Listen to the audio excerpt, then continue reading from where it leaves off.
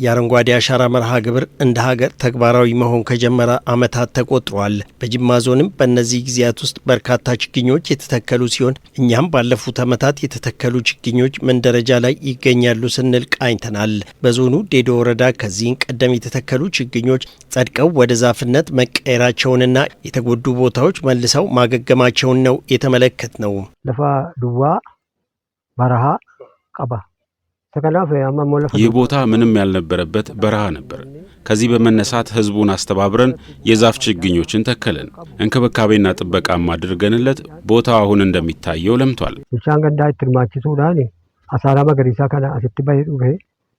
ከዚህ በፊት በረሃማ ነው፣ ብዙም ነገር የለውም። በቃ አሁን መንግስታችንም አወጣው ስትራቴጂ መሰረት ህዝቡን በቃ በነቂስ አውጥተን ነው በተከላውም በጉድጓድ መቆፈሩም በኩትኳቱ መልሶ ዳግመኛው የአረንጓዴ አሻራ መርሃ ግብር የአየር ሚዛንን ከመጠበቅ አልፎ ለአርሶ አደሮች ወጣቶችና ሴቶች የገቢ ምንጭ በመሆን ላይ ይገኛል።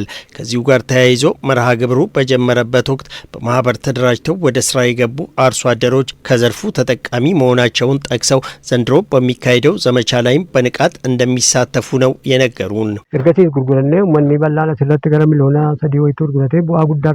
በማህበር ተደራጅተው ከዚህ ቀደም ያለማናቸውን የጽድ ዛፎች 3 ሚሊዮን ብር ሽጠናል። በተጨማሪም ችግኞችን አዘጋጅተን በመሸጥ ገቢያችንን ለማሳደግ ጥረት እያደረግን ነው።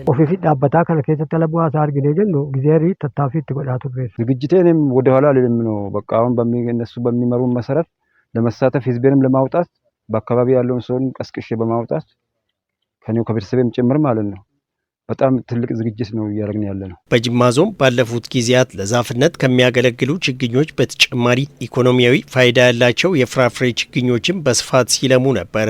የጅማ ዞን ምክትል አስተዳዳሪ አቶ ዩሱፍ ሻሮ ቀድሞው የተተከሉ የአቮካዶና የሙዝ ችግኞች አሁን ላይ ምርት መስጠት መጀመራቸውን ጠቅሰው በርካታ ወጣቶች ችግኞችን በማፍላት ተጠቃሚ ሆነዋል ይላሉ።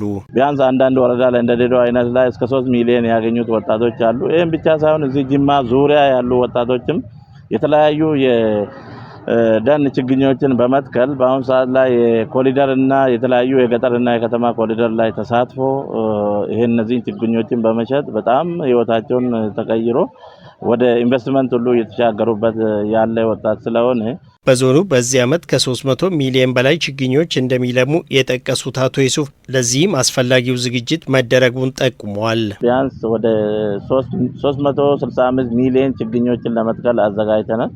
ይሄም ወደ 93000 ሄክታር መሬት ላይ ነው የሚተከለው። ወደ 20 ወረዳና 513 ቀበሌ ላይ የሚሰራና በጅማ ዞን በዚህ ዓመት በሚካሄደው የአረንጓዴ አሻራ መርሃ ግብር 1.2 ሚሊዮን ሰዎች ይሳተፋሉ ተብሎ ይጠበቃል።